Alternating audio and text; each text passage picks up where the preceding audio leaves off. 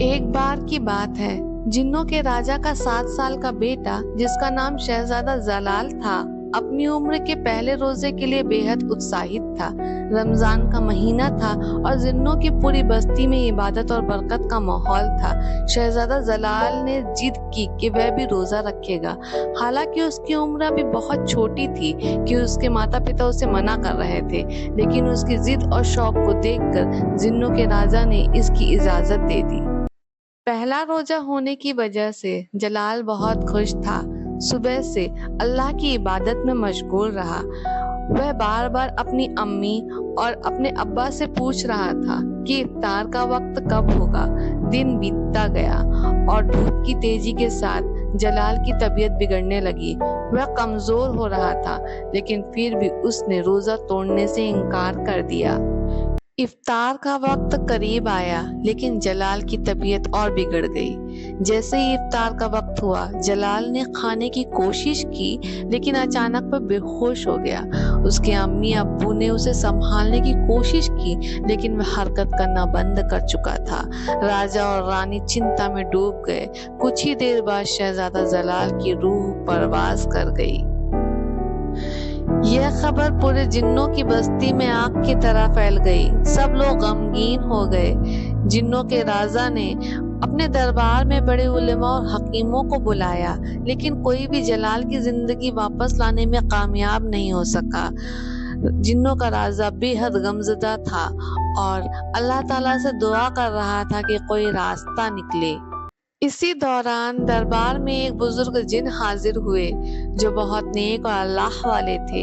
ان کا نام حضرت سلیمان جنانی تھا۔ وہ ہمیشہ عبادت اور اللہ کی بندگی میں مشغول رہتے تھے۔ ان کی دعاؤں میں بہت اثر تھا۔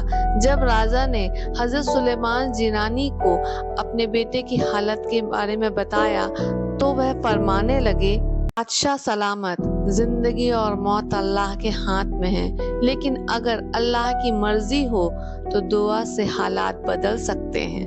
جنوں کے بادشاہ نے ان سے درخواست کی کہ وہ جلال کے لیے دعا کرے۔ حضرت سلیمان جنانی نے فرمایا، اس سے پہلے کہ میں دعا کروں تمہیں یہ وعدہ کرنا ہوگا کہ اللہ کی اطاعت میں ہمیشہ رہو گے اور اپنی قوم کو بھی اللہ کی راہ پر چلنے کی تلقین کرو گے۔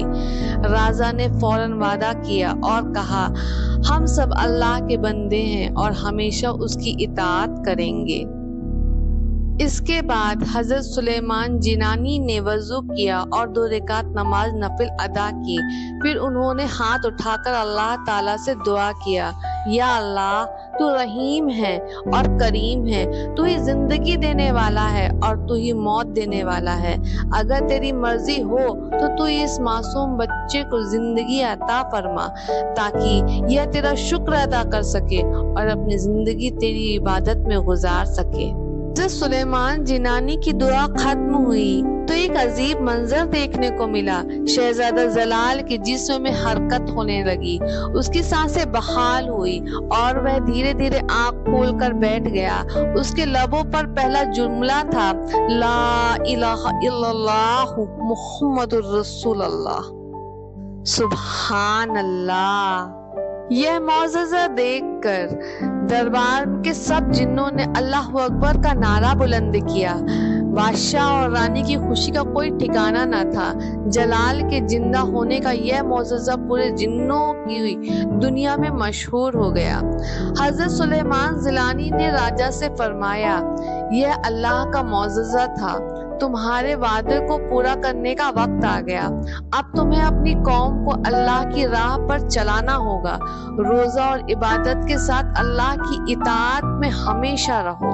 راجا نے فوراً اعلان کیا کہ اس کی پوری قوم اللہ کے حکموں پر عمل کریں گے اور اپنے گناہوں سے توبہ کریں گے۔ جنوں کی بستی میں ایک نیا روحانی انقلاب آ گیا۔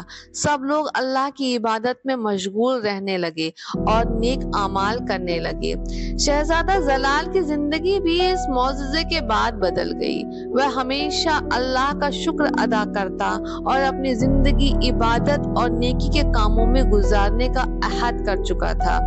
یہ واقعہ جنوں کی دنیا میں ایک सबक बन गया कि अल्लाह की रहमत और कुदरत के सामने कोई चीज नामुमकिन नहीं। बेशक